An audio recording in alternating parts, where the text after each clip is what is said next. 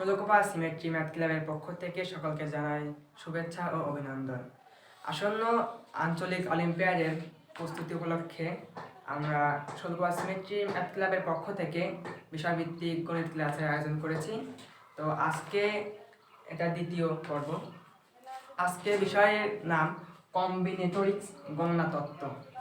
তো কম্বিনেটরিক্স দুই ভাগে ভাগ করা যায়, একটা পারমুটেশন অর্থাৎ বিন্যাস এবং কম্বিনেশন অর্থাৎ সমাবেশ। পারমুটেশন বলতে আসলে কি বুঝি? ধরা যাক কারোর কাছে 3টা বই আছে, তো বলা হলো যে 3টা বইকে তুমি কিভাবে বিন্যাস করতে পারবে। ধরা যাক আমার কাছে এই 3টা বই আছে, 1 2 3টা বই আছে। তো 3টা বইকে আমি ফার্স্টে নাম্বারিং করলাম, ধরলাম এইটা 1 নম্বর বই। যদি বলা হয় যে এই 3টা বই ধাপ ধাপে সাজানো আছে একটা বিন্যাসে, প্রথমে আইসিটি, তারপরে ইংলিশ, তারপরে বাংলা। তো এখন যদি বলি যে আমি এভাবে না, আমি বইটাকে বাংলা উপরে দেব, ইংলিশ নিচে দেব, আইসিটি মাঝখানে দেব, এইটাকে কয়ভাবে বিন্যাস করা যায় সেটা এখন আমরা দেখব। তো আমরা করতে পারি কি, আইসিটি নিলাম আই, ইংরেজির ই, বাংলার বি, এই একটা বিন্যাস। 2 নাম্বার, আমরা ই কে সামনে আনতে পারি, মানে ইংরেজি বই, আইসিটি মাঝখানে, বাংলা শেষে। 3 নম্বরে ই সামনে থাক, বি মাঝে নিয়ে আসি, আইসিটি শেষে দিয়ে দিই। 4 নম্বরে আই সামনে থাক, বি মাঝে নিয়ে আসি, ই শেষে দিই। 5 নম্বরে দেখা যাক কি হয়, বি সামনে নিয়ে আসি, ই মাঝে দিই, আই সামনে দিই। 6 নম্বরে বি সামনে থাক, আই মাঝে দিই, ই শেষে দিই। তো দেখো তো এই 6 রকমের বাইরে আর কোনোভাবে কি সাজানো যায়? কোনোভাবে সম্ভব না। এটা সংখ্যায় লিখতে পারি, লেখা যায়, যদি লিখি এটা বিন্যাস, যেহেতু বিন্যাস পারমুটেশনের পি দিয়ে প্রকাশ করা যায়, তো 6, বিন্যাস সংখ্যা 6। তো এর পুরো ইতিহাস এখন বিশ্লেষণ করব। এটা একটা উদাহরণ ছিল এমনি ব্যাখ্যা হিসাবে। কম্বিনেশন, তো কম্বিনেশন ধরা যাক গালিব বন্ধুদের নিয়ে ঘুরতে গেছে। তো একটা নদী আছে, তো নদীতে একটা নৌকায় আছে, তো ওরা ছিল মোট 10 জন, কিন্তু নৌকার মাঝি বললো যে নৌকাতে সর্বোচ্চ 5 জন উঠতে পারবে। তো একটা সমস্যা এলো, মানুষ হলো 10 জন, তো 5 জন তাহলে কিভাবে যাবে? তো ওরা করলো কি, এই 10 জন মানুষ ধরো, তো বললো যে নৌকার মাঝি যে 5 জন সর্বোচ্চ উঠতে পারবে। তো কি করলো, এই 5 জন ফার্স্টে তার নৌকায় উঠল, এই 5 জন এখানে উঠল। এরপরে এরা বললো যে না, এই 5 জন না, এই 2 জনকে নেব না, আমরা এই 2 জনকে নেব। তো এই 2 জন এখানে আসলো, তো না, এই 2 জন বাদ, গালিবরা বাদ, আমরা হচ্ছে এই 5 জন যাব। তো বললে যে না, তুমিও বাদ, এই 5 জন যাব। তো আমরা দেখলাম একসাথে আমরা নিতে পারলাম না, আমরা কি করলাম, কিছুটা ধাপ অবলম্বন করলাম, কিছু সংখ্যক নিলাম। তো এইটাকে যদি আমরা বলি, তো যেহেতু কম্বিনেশন অর্থাৎ সমাবেশ, তো সি দিয়ে প্রকাশ করা হয় কম্বিনেশন। তো এইটা 10C5 উপায়। 10C5 কিভাবে হলো এটা আমরা পরে আরো বিস্তারিত বলবো। এখন শুধু জাস্ট উদাহরণগুলো দিলাম যে এভাবে এর সংজ্ঞায়ন করা হয়। প্রথমে বলি ফ্যাক্টোরিয়াল, যেটা খুবই ইম্পর্টেন্ট আর কি, বিন্যাস সমাবেশে পুরোটাই এই ফ্যাক্টোরিয়াল জুড়ে অবস্থিত। তো এইটা এইভাবে লেখা যায়, আবার এইভাবে লেখা যায়। 3 ফ্যাক্টোরিয়াল আর এই 3 ফ্যাক্টোরিয়াল একই জিনিস। এই দুটো একই। তো এর প্রকাশটা কি? 2 সরি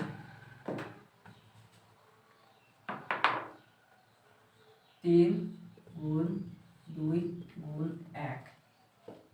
আবার এটার প্রকাশও এরকম 3 গুণ 2 গুণ 1।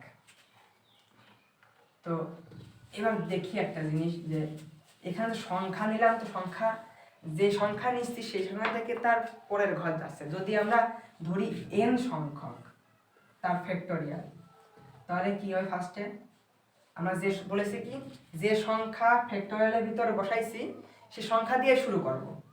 তাহলে n ফ্যাক্টোরিয়াল সরি n, তারপরে সংখ্যা, যেহেতু আমরা 3 ফ্যাক্টোরিয়ালে করেছি কি 3 ইন্টু 2 ইন্টু 1, তার মানে এখানে n মাইনাস 1, তারপরে n মাইনাস 2 এর করে কমতে থাকবে। আচ্ছা, এবার একটা ফ্যাক্টোরিয়াল দেখি। এই ফ্যাক্টোরিয়াল হচ্ছে 8। যদি 8 ফ্যাক্টোরিয়াল করি আমরা, তাহলে কত হবে উত্তর? 8 গুণ 7 গুণ 6 গুণ 4 গুণ 3 গুণ 2 গুণ 1, উত্তর সমাধান 4332 মেবি। সরি, 5টা মিস্টেক হয়ে গেছে। আচ্ছা,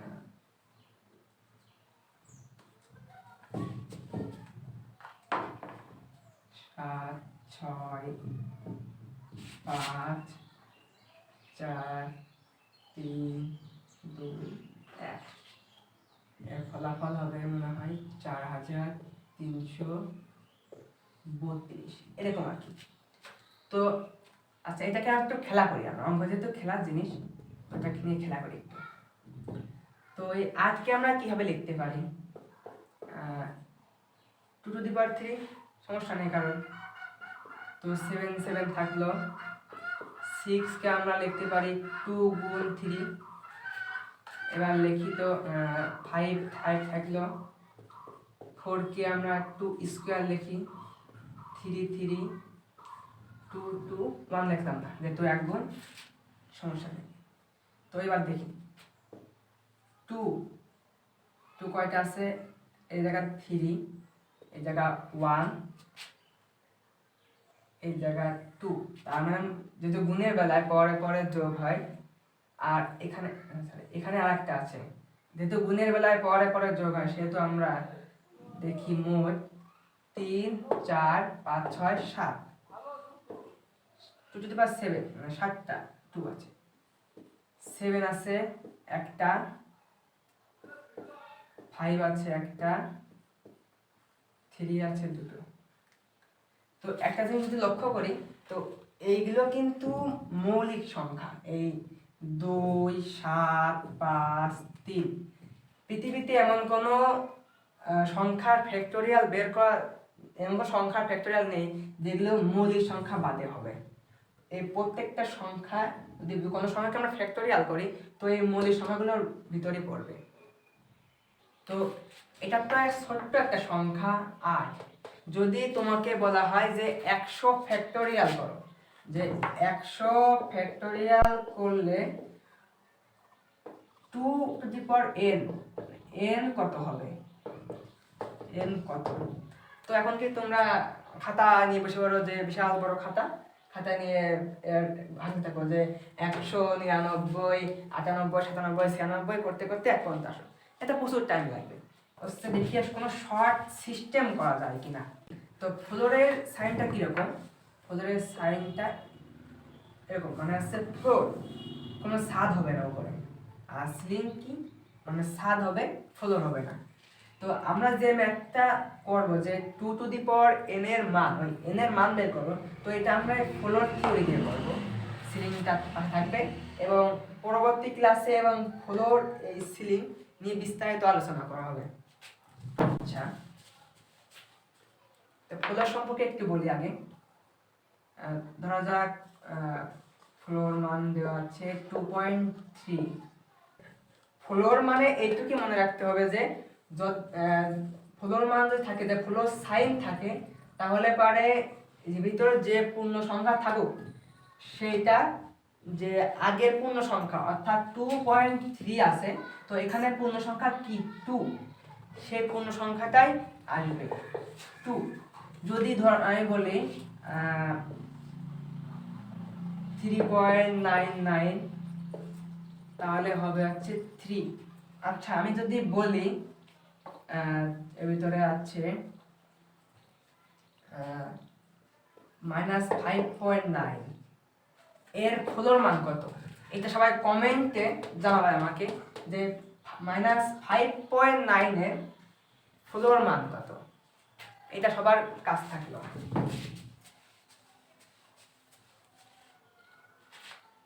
এবারে এই ম্যাথটা সলভ করি।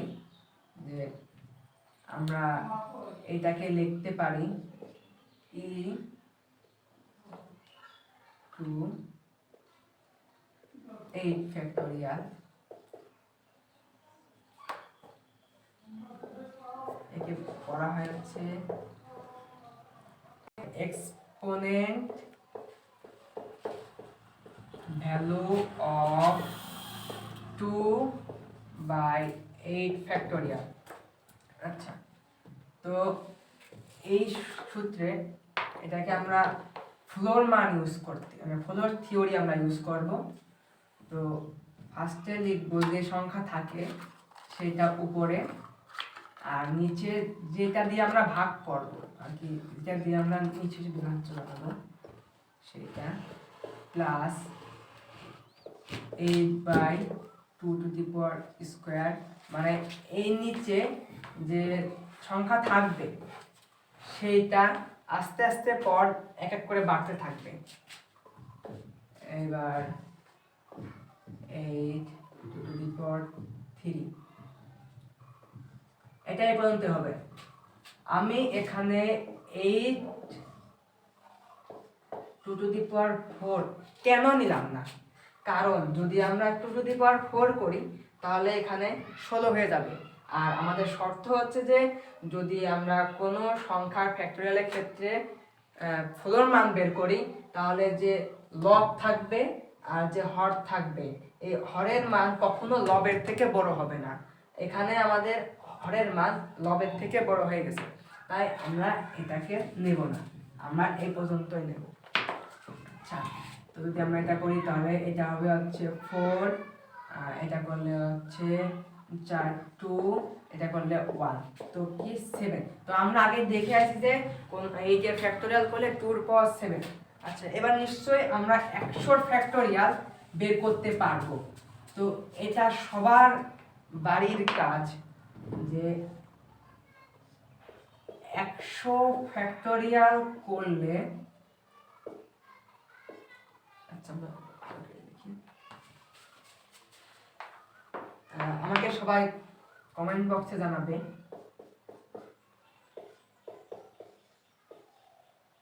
100 ফ্যাক্টোরিয়াল করলে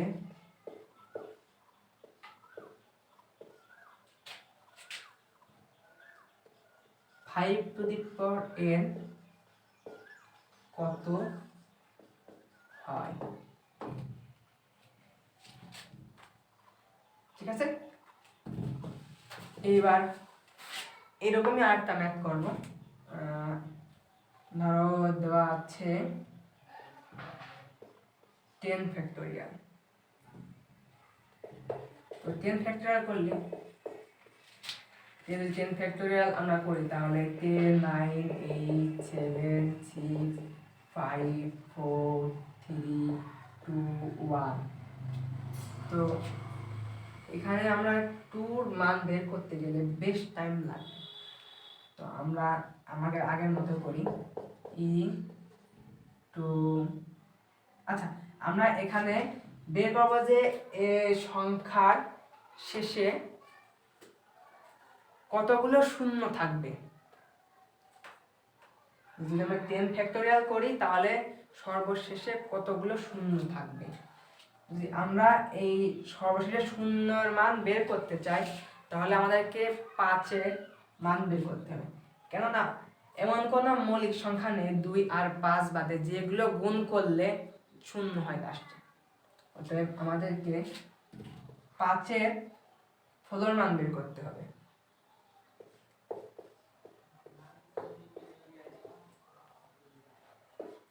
টেন 5 ফলোর মান 10 5 স্কয়ার।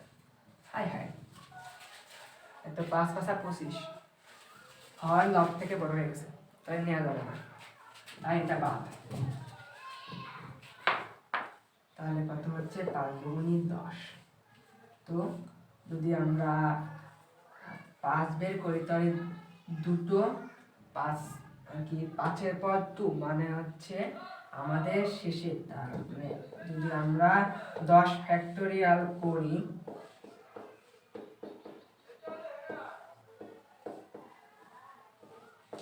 তাহলে সর্বশেষে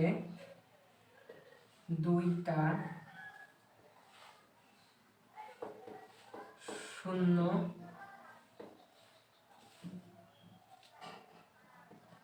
থাকবে। আচ্ছা, এবার একটা বাড়ির কাজ দিই প্রত্যেকে। সবাই আমারে কমেন্ট সেকশন বক্সে জানাবে যে যদি আমরা 100 ফ্যাক্টোরিয়াল করি, যে 100 ফ্যাক্টোরিয়াল করলে সর্বশেষে কতগুলো 9 থাকে। তো এটা সবাই করে কমেন্ট সেকশন বক্সে জানাবে। আচ্ছা, এবার আমরা মূল যে বিন্যাস সেটাই যাই।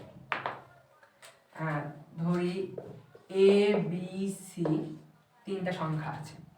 তো 3টা সংখ্যা আমরা প্রথমে বিন্যাস যখন বোঝাতে চাই তখন 3টা বই দিয়ে দেখে গেছিলাম। তো এবার সংখ্যাটা দেখি যে এ বি সি হয়, এ সি বি হয়, তারপর হচ্ছে বি এ সি হয়, বি সি এ হয়, সি এ বি হয়, সি বি এ হয়। একটা জিনিস লক্ষ্য করো, এই দুটো আর এই 3টার ভিতরে কিন্তু সবার প্রথমে আমি এটাকে কমন রেখেছি। তার মানে আমরা এ বি, এটা এ, এটাই বি, এটাই সি, কিন্তু আমি স্থির রেখে বাকিগুলোকে চেঞ্জ করেছি। তো এই সংখ্যাটা হলো 6। যখন এই 3টা বন্ধু এই 3টা সংখ্যা নিয়ে খেলা করছিল, সরি 3টা অক্ষর নিয়ে খেলা করছিল, তখন তারা দেখলো 6 হয়। তো বলে ঠিক আছে, এবার আমরা 4টা অক্ষর নিয়ে করি। তো 4টা অক্ষর নিয়ে যদি করা হয় তো দেখা যায় এ বি সি ডি। তো যদি করে তাহলে দেখা যায় যে এ বি সি ডি একটা, এ বি ডি সি একটা, এ সি বি ডি একটা, আর হচ্ছে এ ডি বি সি একটা, তারপরে এ সি ডি বি একটা, এ ডি সি বি একটা। তো 6টা হলো, তার মানে আমি একে প্রথমে রেখে এই 6 ভাবে বিন্যস্ত করতে পারলাম।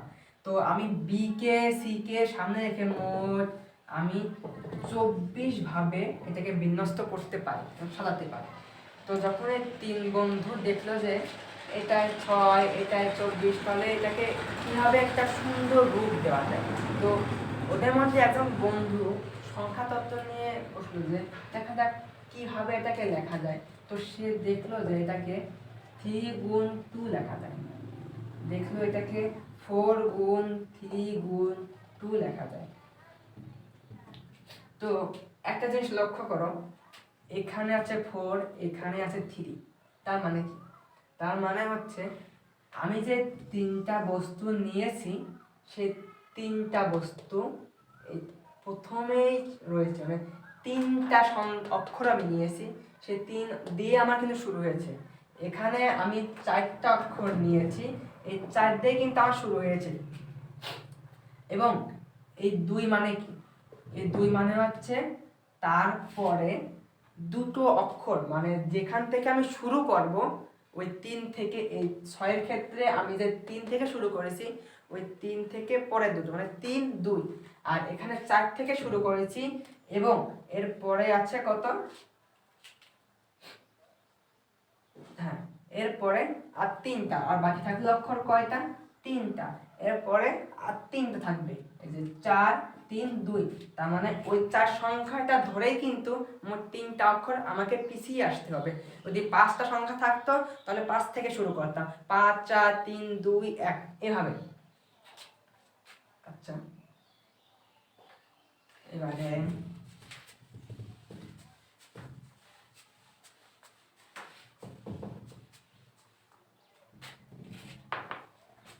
আবার ধরি এ এ বি, 3টে সংখ্যা নেওয়া হয়েছে, 3টা অক্ষর এ A B.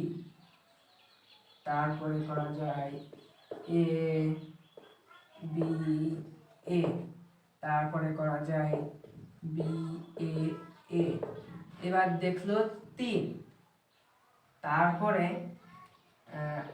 A A A B. আচ্ছা এবার দেখো, যেহেতু আমি এখানে দুটো অক্ষর একই নিয়েছি, দেখো এখানে দুটো অক্ষর কিন্তু আমি এক নিয়েছি, এ আর এ কিন্তু একটা একই অক্ষর। তো আমরা আগেবার করেছি কি, যে এ বি আর সি নেওয়ার ফলে সেখানে হয়েছিল মোট 6, আর এবার হলো 3। তো একটা জিনিস লক্ষ্য করো যে আমরা আগে বললাম না যে একজন বন্ধু সংখ্যাতত্ত্ব নিয়ে আলোচনা করছিল, তো সে দেখলো কি যে আমি যদি এই 6কে 2 দিয়ে ভাগ দিয়ে দিই তাহলে কিন্তু হয়ে যাচ্ছে 3। আশ্চর্য বিষয় হলো যে এই 2টা কিন্তু এই দুটো অক্ষর বা এই দুটো অক্ষরকে নির্দেশ করে, যে দুটো একই সংখ্যা। তাহলে আমরা বলতে পারি এরকম যে, যেহেতু আমার নাম Mahi, M A H E E, তো এখানে অক্ষর আছে একটা দুটো তিনটে চারটে 5টা। তো আমরা কি করব, 5 ফ্যাক্টোরিয়াল মানে 5 ফ্যাক্টোরিয়াল। আর এখানে আগেরবার দেখলাম কি যে দুটো অক্ষর একই ছিল বলে আমরা 2 দিয়ে ভাগ করেছি, তো এখানে আমারও নামের ক্ষেত্রে দুটো ই এক, তো আমি করব কি 2 দিয়ে ভাগ করে দেব, 2 ফ্যাক্টোরিয়াল। তো 2 ফ্যাক্টোরিয়াল মানে কি, 2 ফ্যাক্টোরিয়াল মানে হচ্ছে 2 ইন্টু 1, একই জিনিস। তো 5 গুণ 4 গুণ 3 গুণ 2 গুণ 1, তো 2 ফ্যাক্টর, তো 2 2 কেটে গেল, তাহলে হলো কত 60। তো আমার নাম এই এম এ এইচ ই ই, এটাকে আমি 60টা ভাবে লিখতে পারবো। আচ্ছা এবার আরেকটু দেখি,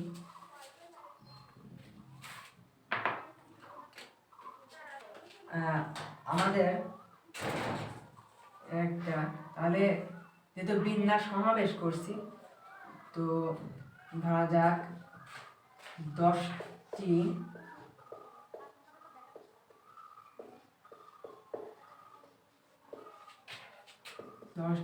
সংখ্যা থেকে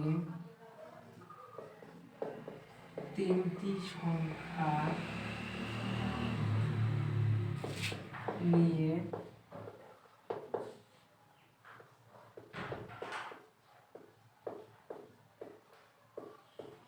সাজানোর উপায় কত? একাধিকবার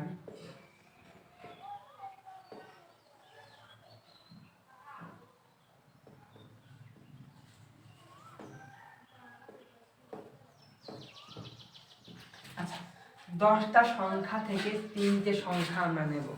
তো আগে আমরা ওই 10 জন বন্ধু ওইটা আলাদা, আর এইটা হচ্ছে আলাদা টপিক। তো যেহেতু বিন্যাসে হচ্ছে পারমুটেশন, তোমরা পি দিয়ে প্রকাশ করব, লিখলাম বিন্যাস। তো যেটা যে সংখ্যাটা আমার দেওয়া থাকবে সেইটাকে বলা হয় এন, আর যে সংখ্যাটা থাকে সেটাকে বলা হয় হচ্ছে আর। মানে আমরা 10টা থেকে 3টে সংখ্যা নেব। তো আমি আগে কি বলেছিলাম যে ওই অক্ষরের ক্ষেত্রে যে আমরা 4টে অক্ষর নিলে তারপরে 3 ধাপ যাব। তো এখানে 10টা অক্ষর নিছি আর তার থেকে 3টা নিছি, তার মানে কি? তার মানে হচ্ছে 10টা থেকে 3 ধাপ যাব আমরা, 10, 9, 8, তাহলে কত হয়? 90, 720, 720। আচ্ছা, এটাকে দেখার পরে একজন ভাবলো যে এটাই হবে না, একটু সুন্দর করে লেখা যায় কি হয়। তো আমরা অঙ্ক নিয়ে করছি, অঙ্কের খেলা করে 10 গুণ 9 গুণ 8 গুণ 7 ফ্যাক্টোরিয়াল দিলাম, যেহেতু একটা বেশি লিখে ফেলেছি তাই 7 ফ্যাক্টোরিয়াল দিয়ে ভাগ দিলাম, এটা কেটে সেই একই অবস্থা। তাহলে একটা জিনিস দেখো যে এটাকে আমরা আর একটু মডিফাই করি, তাহলে দেখতে পাবো 10, যেহেতু 7 ফ্যাক্টোরিয়াল যদি আমরা করি, খেয়াল করো, যদি 7 ফ্যাক্টোরিয়াল করি তাহলে কি হবে? 7, 6, 5, 4, 3, 2, 1। আর যদি 10 ফ্যাক্টোরিয়াল আমরা একবার লিখি তাহলে কিন্তু ওর ভিতরেই ঢুকে যাচ্ছে, তো আমরা এটাকে 10 ফ্যাক্টোরিয়াল লিখি। আর এই 7 ফ্যাক্টোরিয়াল মানে কি? 7 ফ্যাক্টোরিয়াল মানে 10 বিয়োগ 3, মানে তাই 7 হয়ে গেল। এই দেখো, আমরা এখানে যে দুটো সংখ্যা নিয়েছিলাম, এটা এই 10 আর 3, আমরা কিন্তু সেই দুটো সংখ্যা দিয়ে কিন্তু এটা প্রকাশ করলাম। তো আমরা যদি এই বললাম যে 10 হচ্ছে n, আর যে সংখ্যাটা আমরা নিয়েছি সেটা হচ্ছে r, তাহলে কি হবে? বিন্যাস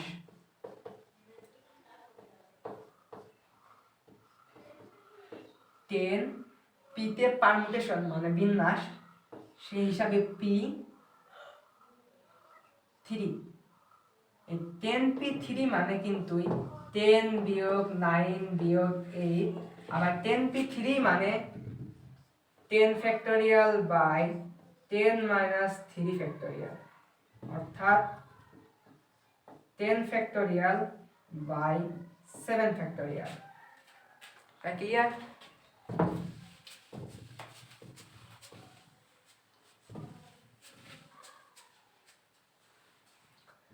তো এই এনপি আর এর ক্ষেত্রে এন এর মান আর আর এর মানে একটা বিষয় আছে যে আর এর মান কখনো এন এর থেকে বেশি হতে পারবে না।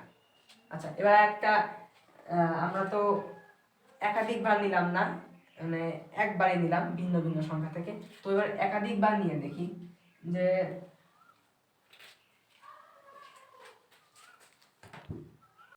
আচ্ছা, এবার একাধিকবার নিয়ে একাধিকবার নিয়ে, তো আমরা এটাকে এ এ দুটো সংখ্যা, ওইটা আলাদা, আর এটা হচ্ছে পুনরাবৃত্তি।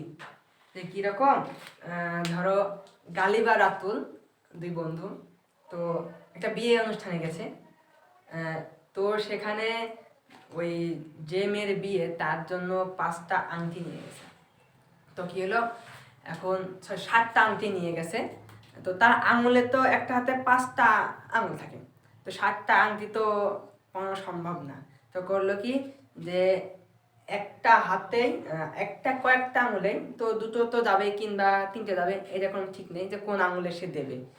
তো এখানে দেখা বিষয় যে কোনটা ধারণ করছে, যে আমি আংটিকে আঙুলে দিচ্ছি না আংটি আঙুলকে নিচ্ছে। আসলে বিষয়টা এরকম যে কোনটা একাধিক জিনিস গ্রহণ করতে পারে, কারণ এখানে আংটি একাধিক আঙুল গ্রহণ করতে পারে, তাহলে কিন্তু চুরি হয়ে গেল যে চুরি একাধিক আঙুলকে গ্রহণ করতে পারে, কিন্তু এখানে চুরি না, এখানে আংটি। তো আংটি এই আঙুলের মাপেই, তো আমার আঙুলই কিন্তু ওই একটা আংটি কিংবা একাধিক আংটি গ্রহণ করবে। তো এখানে 5টা যেহেতু আঙুল আর আংটি 7টা, তো এখানে বিন্যাস সংখ্যাটা হবে 5 টু দি পাওয়ার 7। কি জন্য এটা বিন্যাস সংখ্যা একাধিকবার হলো বা পুনরাবৃত্তি সংখ্যা? কারণ যেই জিনিসটা কোনো কিছু একাধিক বার মানে একাধিক জিনিস গ্রহণ করতে পারে, সেটা হচ্ছে পুনরাবৃত্তি বিন্যাস হিসাব ধরা হয়। আগে আমাদেরকে বুঝতে হবে কোনটা পুনরাবৃত্তি। আমরা অনেক কিছু পুনরাবৃত্তি ভুল করে বলে ফেলি, যে যেগুলো সিঙ্গেল বার হয়েও পুনরাবৃত্তি বলা হয়ে থাকে, সেগুলো আমরা বলে থাকবো। আর একটা এরকম ম্যাথ আছে যে একটা বক্সে, তো হ্যাঁ গল্পের আর একটু ফিরে যায়, যে বিয়ের অনুষ্ঠান থেকে ফেরার সময় গালি বা রাতুল, তো আসার সময় গল্প করতেছে যে আমরা এই ম্যাথ ক্লাবে তো চিঠি পাঠাবো, তো তার 4জন বন্ধু আছে, সে বন্ধুদেরকে সে চিঠি পাঠাবে। তো চিঠিগুলো যখন লেখার পরে একই রকম চিঠি, সবগুলো ভিন্ন ভিন্ন না, একই রকম। তো পোস্ট অফিসে গেছে, তো পোস্ট অফিসে 5টা পোস্ট বক্স আছে যেখানে চিঠি দিতে হবে। তো যেহেতু 5টা বক্স আর চিঠি আমার 4টা, তাহলে কি করবে, যে ওই 4টা চিঠি আমাকে বিভিন্নভাবে পোস্ট বক্সে ঢোকানো যায়। তাহলে এখানে একাধিক জিনিস গ্রহণ করছে কি, ওই পোস্ট বক্স। তাহলে এটাও ঠিক একই রকম, যে ওইটারও বিন্যাস হবে 5 তো এটাও কিন্তু পুনরাবৃত্তি বিন্যাসের ভিতর পড়ে। আচ্ছা, আর একটা সর্বশেষ বিন্যাসের ক্ষেত্রে যে ম্যাথটা আমরা দেখি যে অনেকে ভুল করে প্রবাবিলিটি ট্রি অর্থাৎ সম্ভাবনা ট্রি বানায় এটা কি গুলায় ফেলে। যেমন ধরো আমাদের সাদিক ভাই, সে গাজীপুর থাকে, এটা হলো গাজীপুর, এটা হচ্ছে ফরিদপুর, আর এটা হচ্ছে ষোলকুপা। তো সাদিক ভাইকে আমি বললাম, ভাই আপনি গাজীপুরতে ষোলকুপায় আসলেন কিভাবে? তো সে বলল আমি ফার্স্টে ফরিদপুর আইছি। তো ফরিদপুর কিভাবে আসলেন? তো বললো যে ফরিদপুর আমি এক বন্ধুর বাসায় ছিলাম, দ্বিতীয় দিন তার খালা বাসায় ছিলাম, তৃতীয় দিন হোস্টেলে ছিলাম। তো বললাম ভাই ফরিদপুরে আপনি থাকিছেন, তারপরে আপনি ষোলকুপায় কিভাবে আইছেন? তো বললো যে আমি কুষ্টিয়া ছিলাম একদিন, আর ওর মাঝে তার বন্ধু আর বন্ধু বসেছিল একদিন। তো যদি আমরা এটা হিসাব করি তাহলে দেখবো গাজীপুর থেকে এখানে গেল, তারপর ফরিদপুর, তারপর এই তার কুষ্টিয়া, তারপর ষোলকুপা। আজ গাজীপুর থেকে তার খালা বাসায়, তারপর ফরিদপুর, তারপরে আর বন্ধু বাসায়, তারপর ষোলকুপা, তারপর গাজীপুর থেকে এখানে বন্ধুর বা খালা বাসায়, ফরিদপুর, হয়ে গেছে। তো এখন দেখি সে কিভাবে আসলো। তো এখানে দেখা যাচ্ছে যে সে 3টে যেহেতু জায়গা, তো সে 3ভাবে গেছে, আর এখানে যেহেতু 2টো রাস্তা, তাই সে 2ভাবে যাবে নিশ্চয়ই। তাহলে কি করবো এটা, যে এই বিন্যাসের ক্ষেত্রে সবার একটা জিনিস ভুলে থাকে, এখানে যোগ হবে না গুণ হবে, কোনটা হবে? তো ম্যাক্সিমাম আমি মনে করে যে যেহেতু এখানে 3টে রাস্তা, এখানে 2টো রাস্তা, তাহলে 3 আর 2 5। তো এখন দেখো 3 আর 2 5 হয় কি না হয়। দেখো ফার্স্টে গাজীপুর থেকে এখানে, তারপর এখানে, তারপর এখানে, একভাবে গাজীপুর থেকে এখানে, তারপর এখানে, তারপর এখানে, এখানে। তার মানে এটা কি হলো, 2ভাবে হয়ে গেল, সে এইভাবে 2বার কিন্তু চলে গেছে। এবার দেখো, এবার এখান থেকে গেল, এখানে গেল, এখানে আসলো, সরি এইখানে আসলো, এখানে গেল, আবার সে এইখানে গেল, এইখানে ফরিদপুর গেল, ফরিদপুর থেকে এখানে আসলো, আবার ষোলকুপায় গেছিল। তাহলে এই আরও কিন্তু 2বার হয়ে গেছে। তো সর্বশেষ এখানে গেল, এখানে গেল, এইখানে গেল, ষোলকুপা গেল, ষোলকুপা আসলো, আবার সে এখান থেকে এইখানে গেল, তারপর এখানে আসলো, তো ষোলকুপা। তাহলে কিন্তু এবারও 2, তাহলে কি হলো 6 উপায়। তো এখানে তাহলে কি হবে, এখানে আমাদের যোগ না গুণ হবে। তো গুণ হলে কত হয়, যদি এখানে আমরা গুণ করি তাহলে 6। তো এখানে কেন গুণ করলাম যোগ না, সেটার লজিকটা কি? তো এইটা একটা নির্ভরশীল ঘটনা। যদি কোনো ঘটনা নির্ভরশীল হয় তাহলে সেইটাকে আমরা গুণ করি, আর যদি কোনো ঘটনা অনির্বাচিত স্বাধীন হয়, যে সাদিক ভাই শৈলকুপা আসলো, কিভাবে আসলো, স্থলপথে এক বের গেল আর আকাশ পথে এক বের আসলো, তাহলে এটা কোনো ওই স্থলের সাথে আকাশের কোনো সম্পর্ক নেই, ওইটা ওর মতো ওইটা ওর মতো, তাহলে এখানে দুইভাবে সে শৈলকুপা আইছে।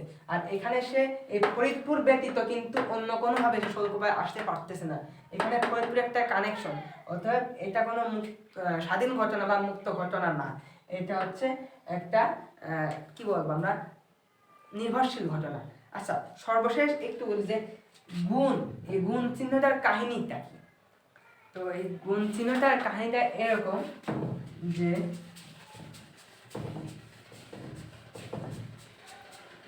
আমরা যদি বলি যে আমরা কেন গুণে 3 আর 2 গুণ করলে 6 হয় কি জন্য, মানে তোমার নামটা পরিচিত 3 অকে 3, 3 দুগুণে 6, 3 3 9। তা আমার আর কি এই গুণ সম্পর্কে যতটুকু জানা যে 3 মানে কি, 3টা ক্রস, 1 2 3, আর এই 2টা ক্রস 2। তো এবার লক্ষ্য করো ছেদ বিন্দু কয়টা, 1টা 2টো 3টে 4টে 5টা 6টা, তাহলে এই 6টা ছেদ বিন্দু কিন্তু এই 6 প্রকাশ করবে। অতএব এটা কিন্তু একটা জানার বিষয় যে আমরা অনেকে জানি না যে এই গুণ করলে কেন 6 হয় ছেদ বিন্দু। অতএব আজকে বিন্যাস সমাবেশের ক্লাস আপাতত এখানে শেষ, পরবর্তীতে সমাবেশ নিয়ে আলোচনা করা হবে এবং এর অন্যান্য টপিকস নিয়ে আলোচনা করবে। ধন্যবাদ সবাইকে, আসসালামু আলাইকুম।